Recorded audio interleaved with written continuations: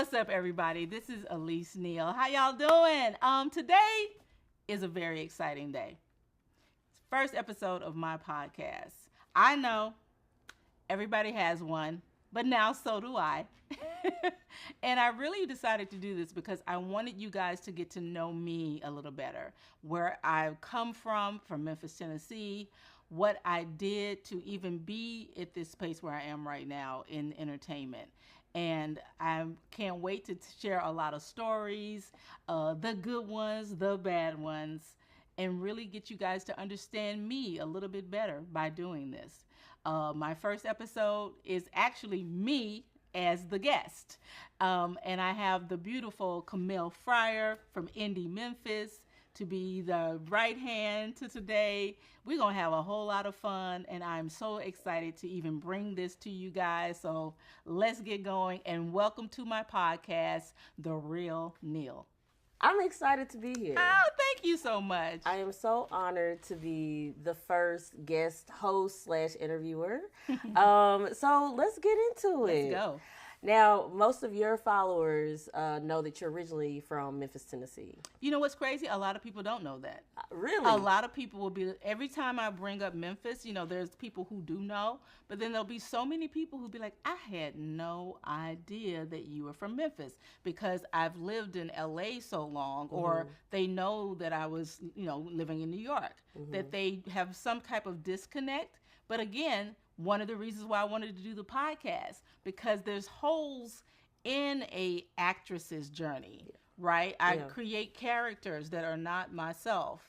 And a lot of people just think like I'm bougie, or a lot of people think I'm standoffish, but I'm really I'm a person who just loves my craft. And I've studied really hard, and I really take the business of acting seriously.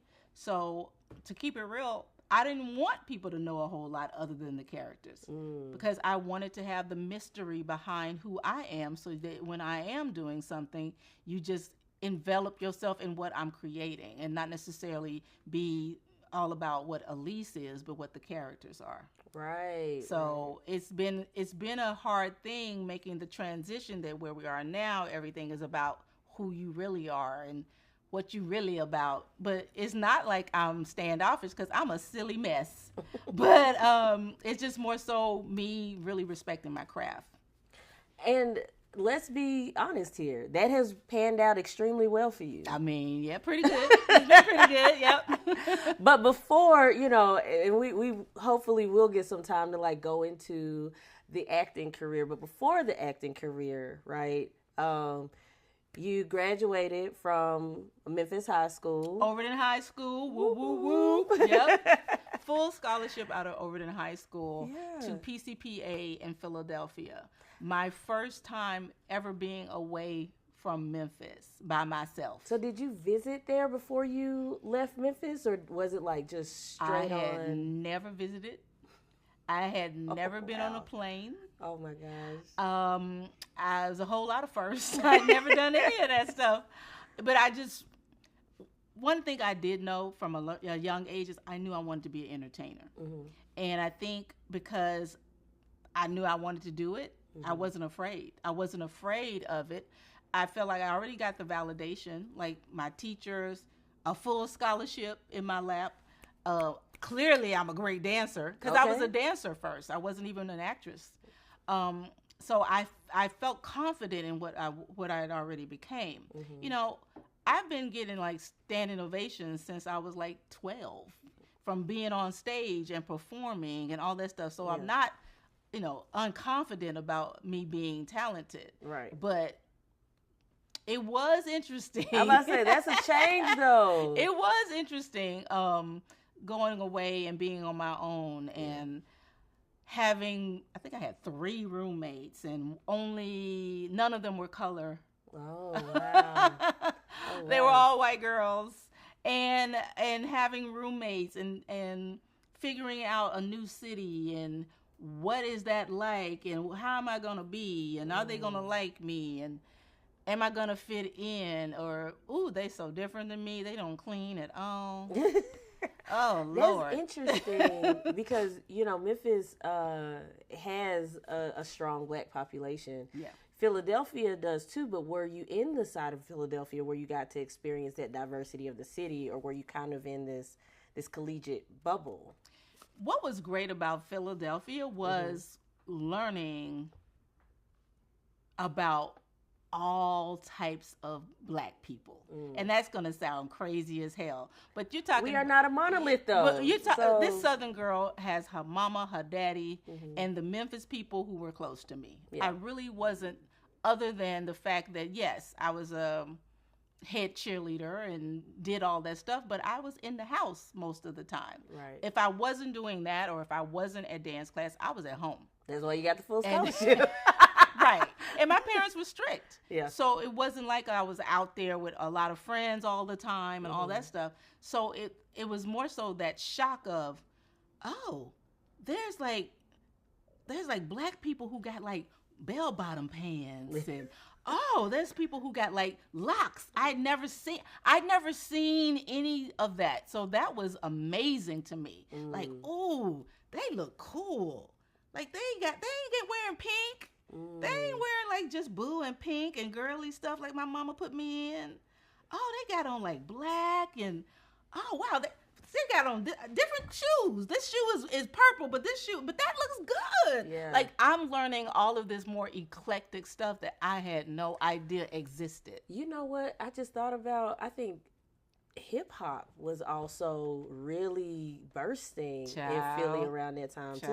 So this is like, we gonna age ourselves. This is like late 80, like 89, 80, 80, 86, 89 through that. That's when I'm like in college. And I'm just really learning all of that stuff. I had never even really listened to a lot of hip hop. That was my parents didn't even listen to that. Right. So I'm like learning so much. I'm just having fun. I'm just like, this is new. This is amazing. Wow. Okay. So were you out and about when you were in college, or were you like, studious? Did you have some wilding out moments? Give us the scoop. Okay. I was out. I was out, but I wasn't out. So here's what's funny. I was out, but I was also afraid to lose my scholarship. Oh, okay. That's a good balance, though. Because all I'm thinking is, Lord, Elise Neal and Julius Neal, if I come home, because I done did something, I'm dead. Oh. So, no. What we gonna do is we gonna keep it together. And this is a true story of why I don't drink. I know this is where I'm off subject, but I used to have ballet class in the morning. That was my first class because I'm on a dance scholarship, right? Okay. So my first class is ballet, first thing in the morning. Yeah. Now, right by PCPA, which I'm so sad is closed. Yeah. They closed the doors last year, which is so sad. But it's right next to Temple. It used to be right next to Temple University. Okay. Temple University was where we would go to party. Okay? Okay. So that was the first time I'd seen a keg. I'd never seen any of this stuff before. Oh, wow. So I'm seeing people doing everything when we're partying at Temple. So some of my classmates, obviously, we're all over there at Temple. We're having fun. We're dancing. We're doing our thing. They're drinking. They're losing their shit. And so going into class on a Monday, I'm seeing some of my classmates coming into ballet like at 7 o'clock in the morning. And now you trying to do them pirouettes. And here's the thing, they're running to the bathroom because they're throwing up. I'm about to say, and all I'm thinking is, ain't no way I'm gonna start drinking because Arletha and Julius do not play that. Yep. And I'm not, and so I just never started. Okay. And so I was always the girl who was obviously still outgoing. So I'm dancing. I'm at the parties. I'm dancing at a young age. We doing routines. We figuring out little cool things together. And even to this day, I'm at the club dancing. I don't care about alcohol. That's really where it started. Okay.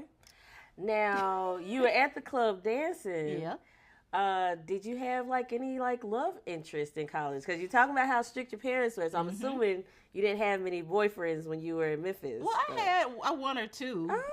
I had one or two, but obviously it was very much on the low. It's not like I could bring them home or anything. Right. But yeah, I had one or two. Okay. But in college it was more so just amazing to be on my own. I'm not gonna lie. I loved being on my own and really trying to figure out myself. I love that. But yeah, I had a boyfriend in college. Okay. Yeah, I had a boyfriend in college. Okay, independent. Okay, had a little jaunt, you know. I would be honest. If I could remember his name, I would say it. But that's sad. I don't even remember his name.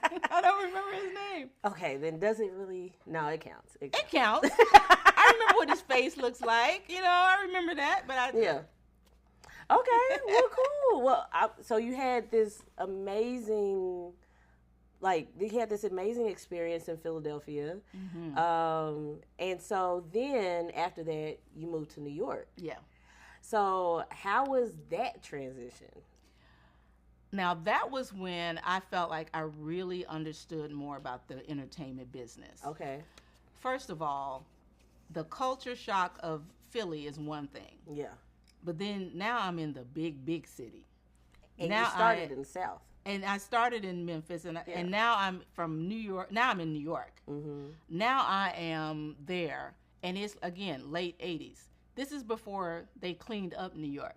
So if y'all don't know, because y'all see, like, Times Square, and it's all beautiful, and it's, like, it's just amazingly clean, and everybody's having fun in Times Square, baby.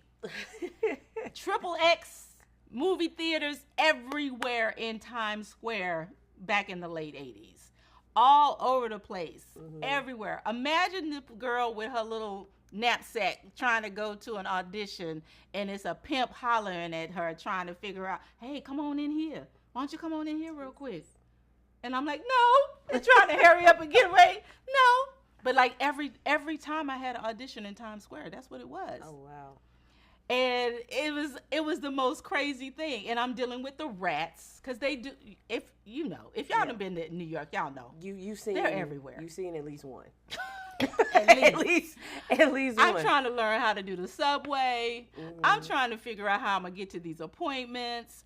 It was a learning experience, to be sure. Yeah, it was a lot. It was a lot. So how did you feel? Like, did you have, like, it seemed like the transition to Philly, while definitely a transition, there's more of like this wondrous stage, and like you're in college, so you have kind of like time to figure out, okay, this is what I want to do. These are the people I want to hang out. Mm-hmm. Did you kind of get that with New York, or was it kind of a sink or swim? Were you feeling overwhelmed? Like, how did you, what was going on internally with you? So, a lot of times though, me and some of my friends that are dancers, we would go to New York on the cheap train. Mm-hmm. Now, the cheap train took about 4 hours to go from Philadelphia to New York. What I learned very quickly is New York and Philly is 30 minutes away from each other. But if you're on the cheap train, it's got 11 stops. Yeah. And, it probably cost us, what, $2, $3? But so I had been before with some of my friends and dancer friends from school. Uh-huh.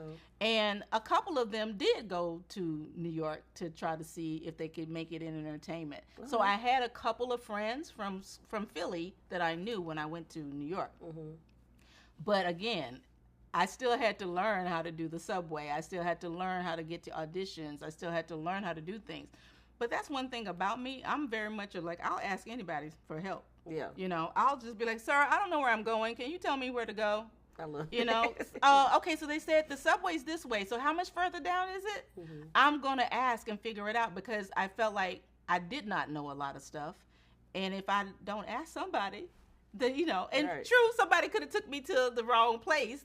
But I would rather ask and not walk 11 more miles the wrong way. So, Which is easy to do. and New York is very easy to do.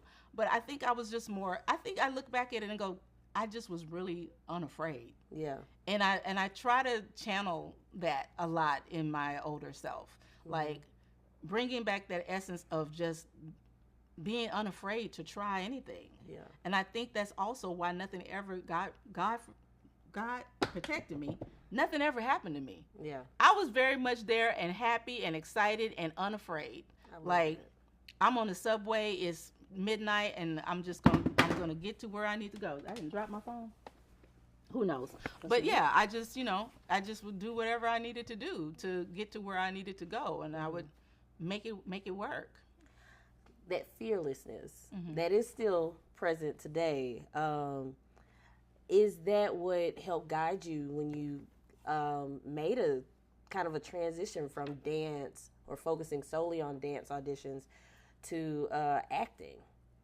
That's a great question because, again, everything I'm doing, I'm learning. Mm-hmm. So how that went was, my circle of friends are like, Elise, we are, again, we're doing auditions when I was in Philly on the weekends or whatever. Okay, we'll go take the cheap train and we'll go to New York. Right. Now I'm in New York. I'm living in New York. I think I had 3 roommates when I first moved to New York, and I lived in Brooklyn. Then I'm hearing, Elise, we are taking commercial auditions. Oh, girl, there's a lot of money in them commercial auditions. They need dancers for all the auditions now. Okay, say less. Right. Got it. And then I started booking dance commercials. Then they're like, Elise, the people who's speaking, they're making even more money. Okay. Bet. So then I said, you know what? Wait a minute. I don't know nothing about that. I don't know nothing about this speaking thing. So I took like a commercial workshop in New York to understand it more. Yeah. And I started auditioning for the speaking commercials. Cut to 40 commercials later, from Shield Soap, J.C. Penney, to the most infamous ones was 5 episodes with Nike that I did back then. And that was, if anybody knows it, it was the commercials in the barbershop where they had all of the hottest the hottest like ball players of the time. It was like Chris Webber. It was Dennis Rodman. Okay. It was a series, and they just made it. It was so popular that Nike made it a series. They just put me in every single one. I'm in that. If you ever look it up, I'm absolutely looking it up when we leave. There's a series of Nike commercials where there's a girl in every one pretending to cut hair. And I'm that girl in those commercials. I made so much money from that. Oh, that's cool. It was crazy. I probably made like $250K off of those commercials. Yeah. That's awesome. Yeah. Okay. And I'm starting to learn more about like, this is the business. Is this, and again, I'm not afraid to try anything. So I'm just was like, what are you doing? Oh, is that what's happening? Let's do it. What's going on now? Oh, is that what's happening? Okay. I was unafraid of anything. I just was going to try it, and if it was going to work for me, great. So, with you now on the acting side, and you're figuring out the business and everything like that, how was the dating scene on there? Or were you so focused on the career, you didn't really have time for it? Let us know. Okay. Well, I'm going to be real. I had a whole whiteboard era. What? I had an entire. I Really? think the whole time I lived in New York, I dated only white men, and that wasn't something that I said, "Oh, I'm just gonna date white men." But when I tell you, it was more so they were approaching me. Okay. And I mean, for the sisters out there where we are now, like, hey, whatever's approaching you, that's what you need to go for. And they were always approaching me. They were always somebody that was white that was asking me for a date. So this is interesting. Anyone who is watching, if you have not watched the independent film Restaurant, No, you did not. it premiered at Sundance. An Academy-nominated actor by the name of Adrian Brody. Yes. Maybe her love interest. I'm just saying. So pause. So, Restaurant, Adrian Brody, all of that stuff, me being the movie, he's a great friend. All of that was many years later. Many years later in my acting journey did I get Restaurant. Okay. So let's not put him in that. Okay. Let's not put him in that. I was just saying, I'm seeing some experience. You got to clear it up for the people because they'll be like, oh, girl, that's... No. That was... So we're talking now, what we're discussing is probably like 1992, 93 when I'm in New York. Yeah. And Restaurant was probably 2004 or so. Okay. So, yeah, we're talking a long time later. But, yeah, I mean, this was like me living in, it was like a guy that was like Italian. That was one of my boyfriends that I met doing dancing on like a industrial job that was for Coca-Cola, right? Okay. And so he was one of the models, and that's how I met him. And he was just on me and wanted to go out. And then we dated for a while. Also, I spent a lot of time overseas. Nice. So I was doing a lot of musicals overseas. When I was dancing a lot, I was working with the great Maurice Hines. If you don't know who Maurice Hines is, that's Gregory Hines' brother. Yep. And a lot of the things where he created in the Cotton Club movie was what he did with his touring companies. And I used to tap dance a lot with Maurice Hines all over the country. And but one of the jobs I did was a job overseas in Monte Carlo for a whole summer. Okay. It was like with 20 other women. It was like just a women revival show. Okay, nice. And so while we're there in this beautiful, rich, amazing country, we would go out a lot. And this one guy, his name is Ian. I'll just say his name because that's very familiar to me. And Ian was very interested. Let's just say that, to say the least. And Ian did a lot. And his family had a family crest. And I met his whole family. Oh, wow. And Ian definitely had a crush. Okay, Ian. Yes. I don't know why not? I'll just cut away from that time to tell a very interesting story. Okay. So we're gonna go forward a whole lot, and now I'm engaged, and we'll circle back to this, y'all. But now I'm engaged, and I'm living in the house with my fiance, and he was my ex-fiance, F. Gary Gray, was very sweet. I had my own office in our home that he actually had decorated for me and put all my movies and TV posters all on it. It was super cute, and he surprised me with that. So anyway, I'm sitting in my office, and we have our life. The house phone rings, and I had it close to me in the room. House phone rings. I answer it. I hear, Elise? I'm thinking, I know who this is. I'm like, is this Ian? He's like, I found you. No, oh my God, engaged. Elisa, I have found you. I'm in shock. I'm just more so like in shock. Yeah. Like, what? He says, I had a private investigator find you. I can't believe it. I've been searching for years. True story. Oh my God. Cut to, I'm just like, oh my God, how you been? Like, I'm just like, cut to. Because it's been years. My ex-fiance comes into the room. He's like, who are you talking to? Who's that on the phone? And I'm, again, me. You won't believe this. This is this guy, Ian, from way back when I was doing musicals in Monte Carlo. He has found me. He says, Gary says, hang up the phone. To say, I don't think he cares about any of that. Hang up the phone. Oh God! Right now. No, I just can't believe it. Hang up the phone. So you did not have a. Have you seen the film "Past Lives" by Celine Song? No. So y'all did not have a past lives moment. So to make a long you story should watch short, that film sometime. I'm just saying the man clearly had a crush that was crazy. Yeah. And ex-fiance clocked it real quick and was like, this is cute, but it was the shock of how did he get the number? But he said it. He said he had hired a private investigator to find me. That is intense. But back to the beginning. Shout out to the perseverance and goodbye. That's what Mr. Gary's like. So that's how that happened. Right. That is interesting. So you talked about your family, and with you, going to Philly, then going to New York, then traveling the world. I can't help but to think about like how this may have impacted, your relationship with your family. So did you miss your family? Like how were they able to like keep in contact with you or support you? Like what was that like? Well, what was interesting is I'll go back in time again. My mom actually, when I got the scholarship, she was like, I'll buy you a new car. And if you just stay here, maybe just open up a dance school here.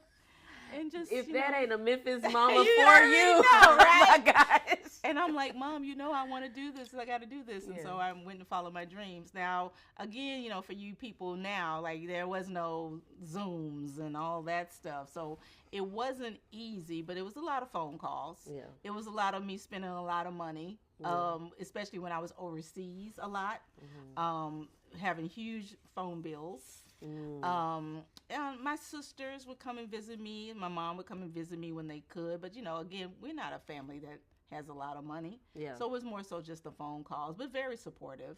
Now, are you the youngest sibling? I am the youngest. You're the baby of the family. I'm the youngest. I hate being called the baby. Okay. I am the youngest, yes.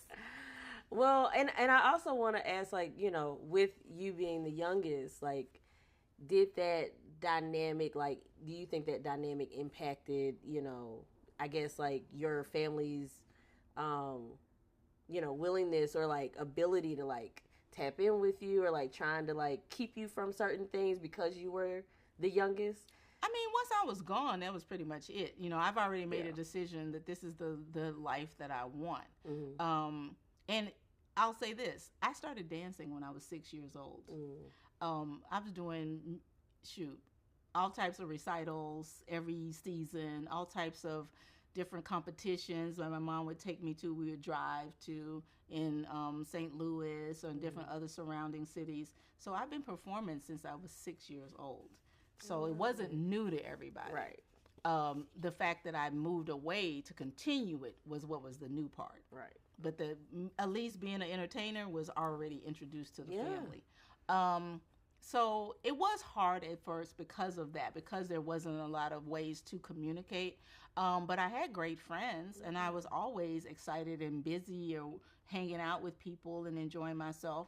And I'm not going to, I mean, I did miss them, but I was on my journey of having a good time and living my life and knowing that this is what I wanted to do, and I felt like I did it well, so I was enjoying that part of my life. I imagine your family was exceedingly and they were proud. Yeah. And they were proud and boasting and talking to everybody. And of course. Yeah. So at what point, because I know you moved from New York to LA, at what point did that happen? So how that happened is after the whole commercials and stuff that I was talking about with Nike, I'm starting to feel like, maybe this is something I need to explore. The whole acting part of it. Because I promise you, I never even thought of it. I never even wanted to do it. It was nothing that ever came into my mind. Right. I enjoyed what I was doing. I was making good money as a dancer and performer, and loving the fact that I was going overseas and exploring different worlds and really understanding different cultures. And I never really even wanted to be an actress. So once the commercial started and that became part of my life, I'm starting to see something different. And it wasn't really until one of my best friends, Brian, that's a dancer, was like, I'm going to Los Angeles for the summer. You should come out and hang out with us and see how if you like it or whatever. Just come and hang out. I'm like, maybe I'll do that. That sounds fun. So I come out to Los Angeles to hang out with Brian. I'm truly just sleeping on the couch. I don't care. I'm like, I've always been like that. You know, obviously I love great things at this point in my life, but if it needs to be a couch that I can do what I want to do, then I'm going to sleep on the couch. Right. And so I spent like about 2 weeks out in Los Angeles and slept on the couch. But while I was out there, I called, not Philadelphia, but the Academy of Dramatic Art out there. And I was like, you know what? I want to go and come back to LA at another time, and I want to take their summer program. So I left with that 2 weeks of just like, oh, I like LA. And then I literally came back out to LA, stayed again at Brian's, took the summer program, and that's when I really learned acting. Like, that's when I learned scene study. That's when I learned, actually, I had an elective for Shakespeare. So back in the day, I used to be able to do a Shakespearean monologue. Okay. I mean, I couldn't do that right now if you asked me to. But yeah, so I really learned the process of acting by being at the Academy of Dramatic Art. And I just fell in love with it. And while I was out there, I auditioned for a couple of things, and that's honestly how I got my first job. So I auditioned for a soap opera while I was in Los Angeles. Okay. The soap opera was called Loving. Loving was this soap opera that was on ABC. Okay. I think they probably had 4 or 5 years. It's not on anymore, obviously. And I got my first 1-year contract as an actress on Loving. Okay. And guess where Loving shot? In New York City. So I came right back to New York as an actress on a soap opera. New York said, we're not done with you. Exactly. And that's how that happened. That was the first thing I did was that. I love that. Mm-hmm. You know, in addition to fearlessness, another theme that I'm hearing come up is, you know, the eagerness to continue education. Like, it seems like you are a forever student. And I love that because we've talked about it privately, but, you know, when it comes to honing your craft, can you ever learn too much? I don't think so. I think there's a lot of people who feel like they have natural talent. And I go, we all have natural abilities, right? But the thing that I've learned, and I feel like I'm so grateful that I didn't feel that way, is because we all got bad days. You all have days that you don't want to do nothing. So then how are you going to pull that emotion? Where's that coming from? Yeah. When you don't want to do anything. So what is going to help you get to a place that you can still perform correctly? See, I know how to do that. Yeah. Because I have those tools. Or say same thing. You don't feel like telling no jokes today. So how am I going to get myself in a position, and what tools do I know that I can easily get myself in that position when I'm having a bad day that now I got to tell jokes? Okay, so I know how to do that because I went to class. Right. And I feel like you're never too old to learn. I feel like I learn something every day.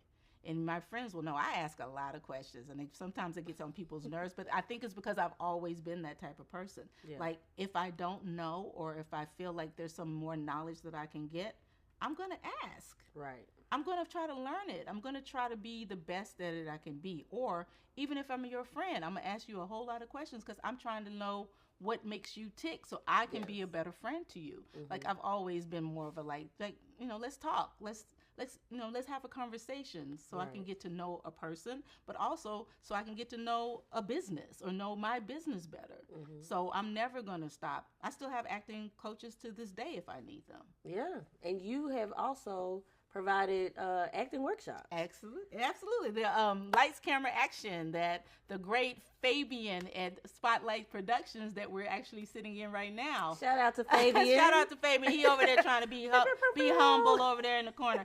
But yeah, like, I believe in learning. I believe in not being afraid to learn. I feel like there's a lot of people who cut themselves off at the foot trying to be like, oh, I already know. Oh, I know everything. Oh, I don't need to know.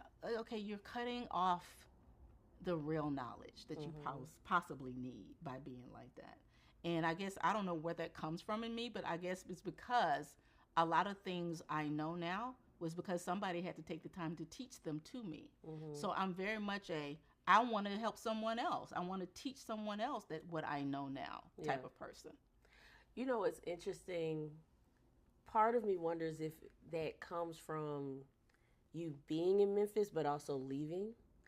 And I say that because, like, you know, I love Memphis. That's actually how we met. Yeah, exactly. We were at American Black Film Festival. Cutting up in Miami. We were.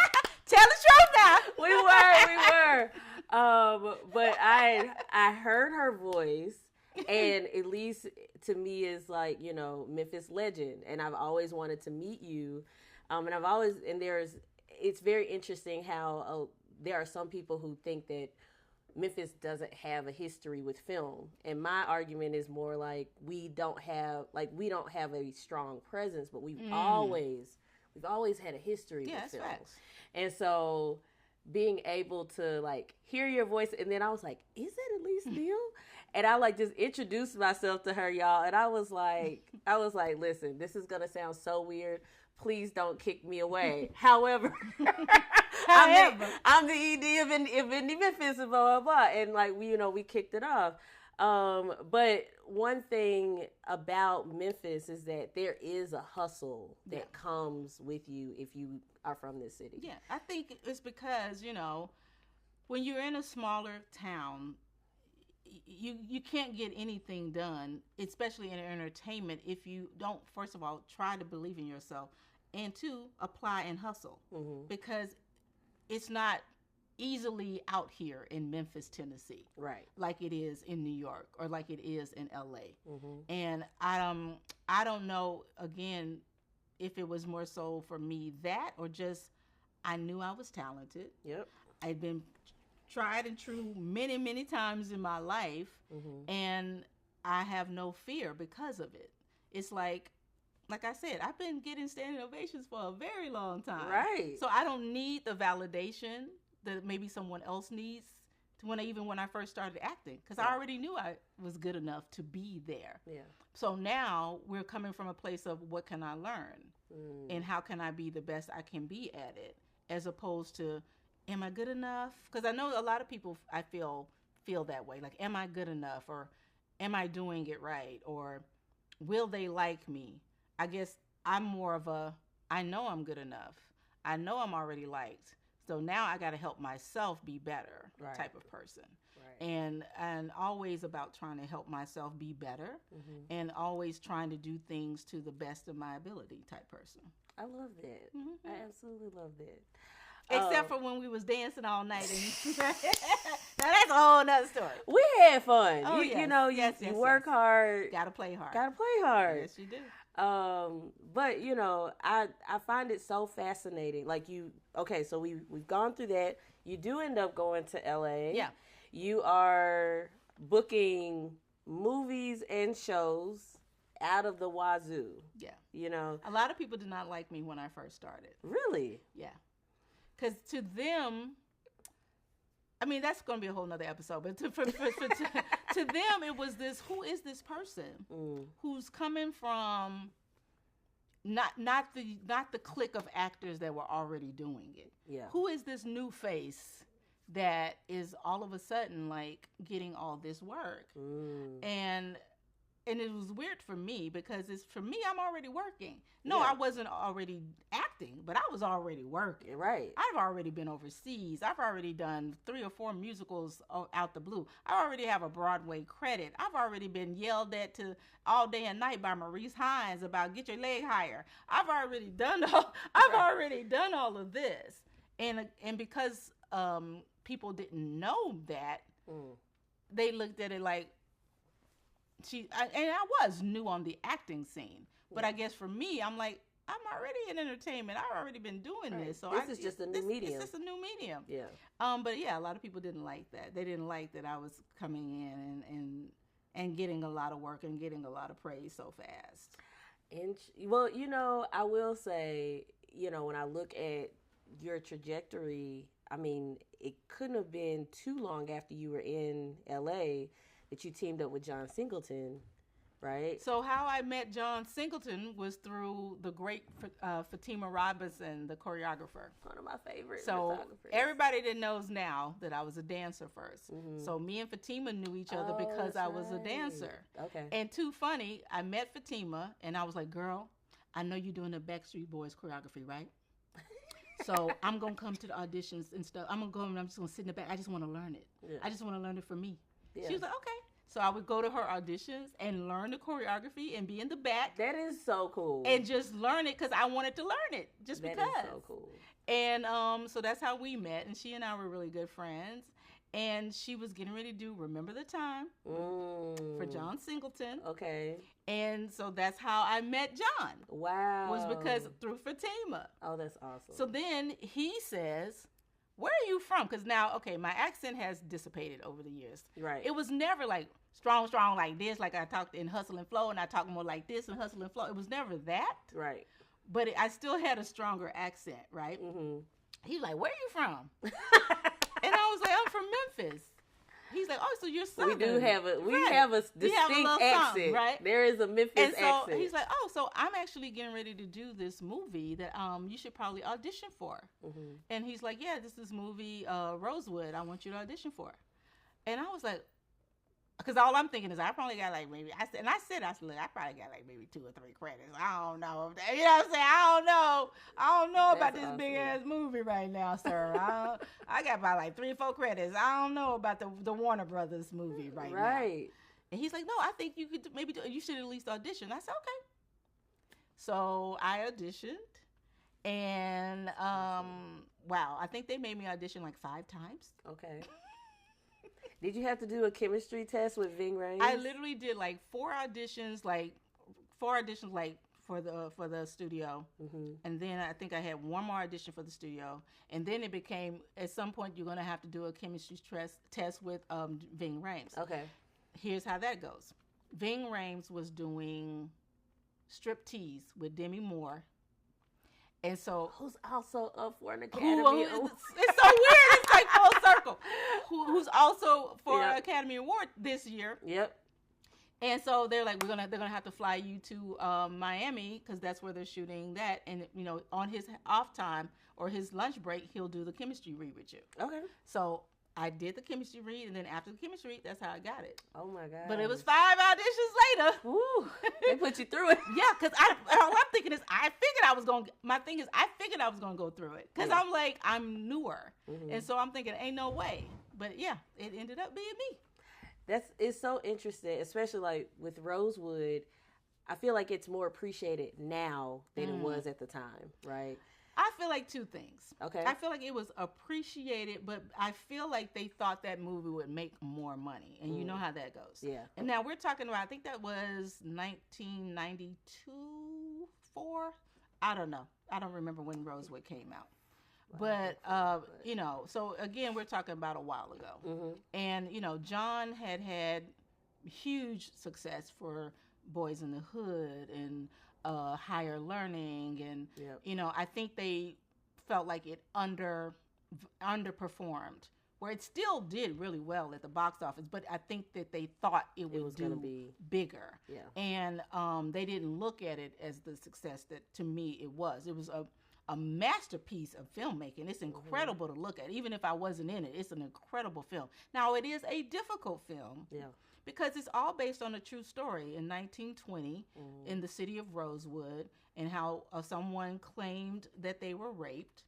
A white girl claimed that she was raped. Well, she claimed she was, in the movie, she claimed she was beat, and then everyone else, it turned into beat and raped. It became a bigger situation. And it really was, she was just having an affair. And Rosewood was a town that was one of the most affluent black neighborhoods of the time in the 20s.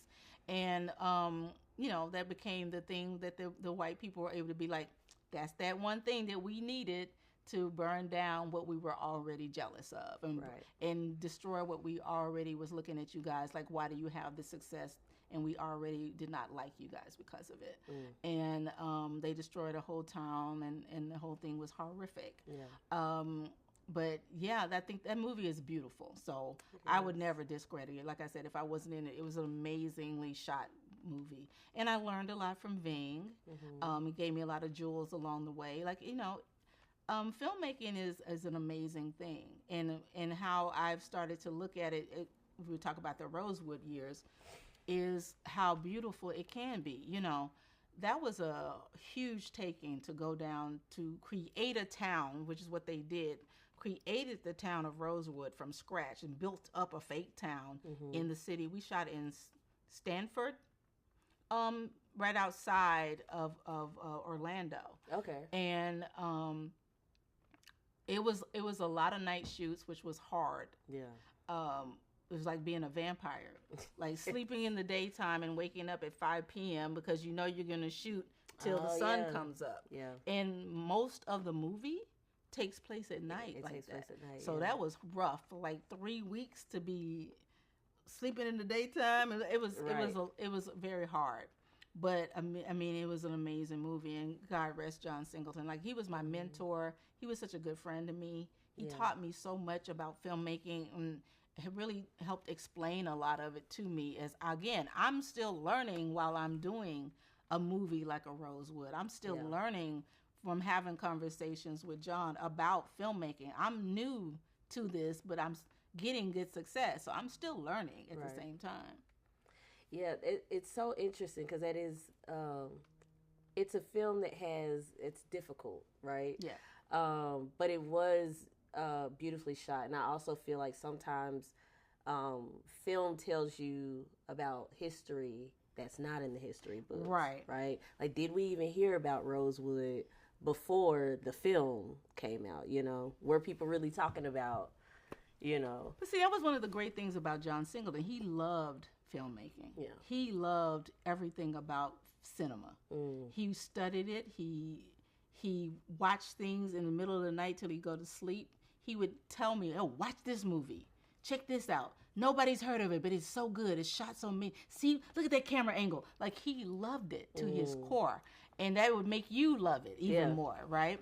And I just feel like there's not a lot of people who are as passionate about it as he is. Yeah. That are still around. Because that's what made him so great. It wasn't that he knew how to just shoot a good movie. He loved movies. Seems like he was also a forever student, it seems like. And I think maybe that's where I get it from. You know, I was lucky to be around people who really not only did it, but loved it to a point that they would talk about it constantly. Yeah. Yeah. Well, you know, and another thing that stood out to me, like when I think about your filmography, is like you have taken roles that do push the limits, you know, that are going to be, that might be different, that might address some difficult things. Is there any director or actor or actress that you haven't worked with that maybe you would want to? Or even a producer? Is there like... Child, I got a long list. Long list. Top 3. Directors, Denzel Washington. Okay. Martin Scorsese. I wouldn't mind working for Michael B. Jordan because I feel like his filmmaking is really, really good. Actors, Viola Davis. Again, Denzel Washington. Honestly, there's a lot of those. I could go on. I'm going to stop at those two. What about producers? A lot of people don't... I won't say a lot of people don't talk about producers. You know, I think, but, you know. honestly, you would talk about also people. I think Ben Affleck is a very good producer. I like his filmmaking. Yeah, I don't know. I mean, I'm kind of open. I'm kind of open to it, but I don't think of the list. I think, you know, I don't know. Anybody? But no, I mean, I don't have favorites. I just like certain films or I like certain things. So, have you? I know you have been in horror a little bit. Was you were in the Scream franchise? Have you? What was the last horror film you did? That's the last one I did. Wait. Okay. Well, no, that's an indie film that I just did about 2 years ago. Hasn't come out yet. Okay. It's kind of horror adjacent, so I don't want to say that's really hard. So I'm not gonna bring that one up because it's not real hard. And then people would look. It's like thriller. People would look for it and think it's a horror. It's not really that. I haven't really done a pure horror since. I would love to though. You would. I would love to. Okay. Maybe we'll see Elise. You never know. You know, new Scream Queen. Hey, you never know. You never know. Yeah. Okay, so let's add Jordan Peele to the list. Oh, I love his work. Yes, I do love Jordan's work. Absolutely. Yes. I love it. He does great. It's scary, it's interesting, and it has a message. I love his work. Yeah. I feel like he's really bringing back psychological horror. Yeah. And that's one of my favorite subgenres of horror. Not necessarily body horror. I mean, I'll watch body horror, but it's the psychological horror that I feel like stays with you. Yes. And if you're in a similar situation, you're like... And that's why I can't watch those so much, because that takes too much mental space, but I absolutely love that, though. Yeah. I love what he's been able to do. Jordan, if you're listening.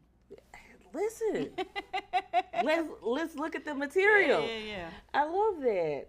And so, okay, well, and I know we talked a little bit about, you know, your ex-fiance. Have you and your ex-fiance ever been in the same music video, same Look film? at my face. We're gonna have a whole other episode to talk about that chapter of my life. Okay. I think I would be shooting it in the foot to just have a short conversation about the almost married Elise. Yes. But there is still a lot 6 years of a relationship, and but there is still a lot of love and respect there. A complete love and respect, and I will say it, and will always champion him as one of the great filmmakers since John Singleton. And maybe he wouldn't even put himself in that, but I would.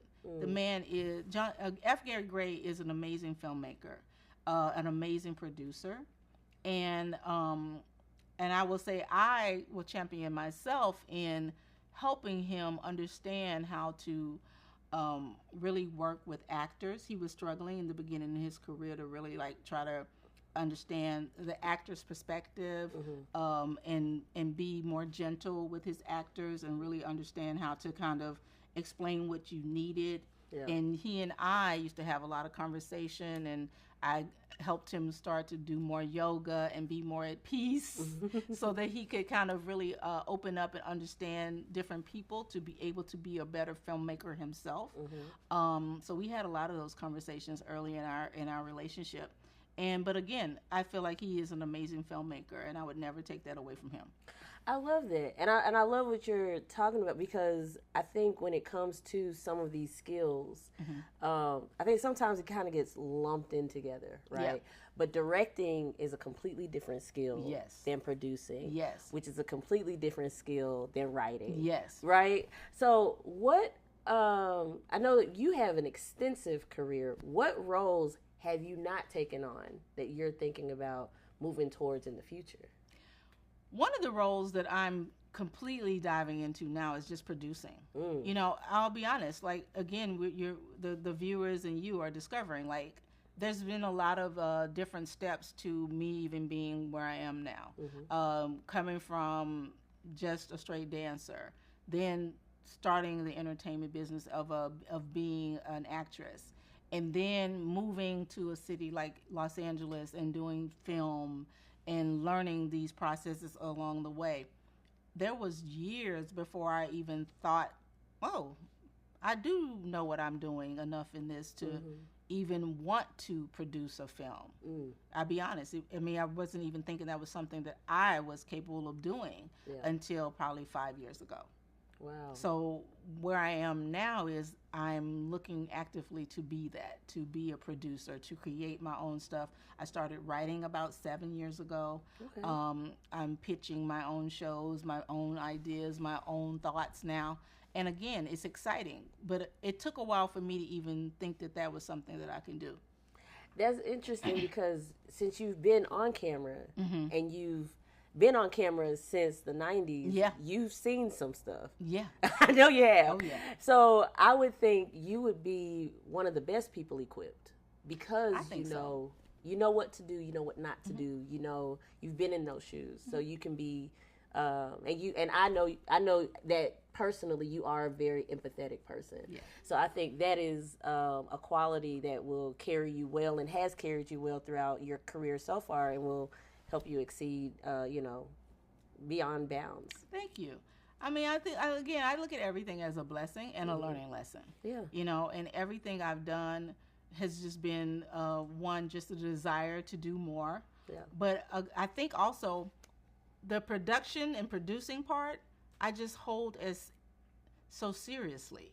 That I thought, ooh, is that something I would do good? And it took me a while to be like, I got that. I could do that too. It took me a while to feel like I could do that. I could handle being the production person, the actual producer of a movie, the producer of a TV show.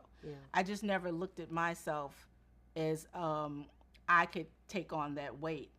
And now I do. Good. Yeah, now I do. Yeah. And now I'll make this our last question. Okay. But do you think that because we are seeing more Black women take on more of those different roles, do you think that might be part of why it seems more accessible now? Or do you think it's more so because of just where you are in your career and you being in a position where you are able to like pivot more? I believe I'll say two things.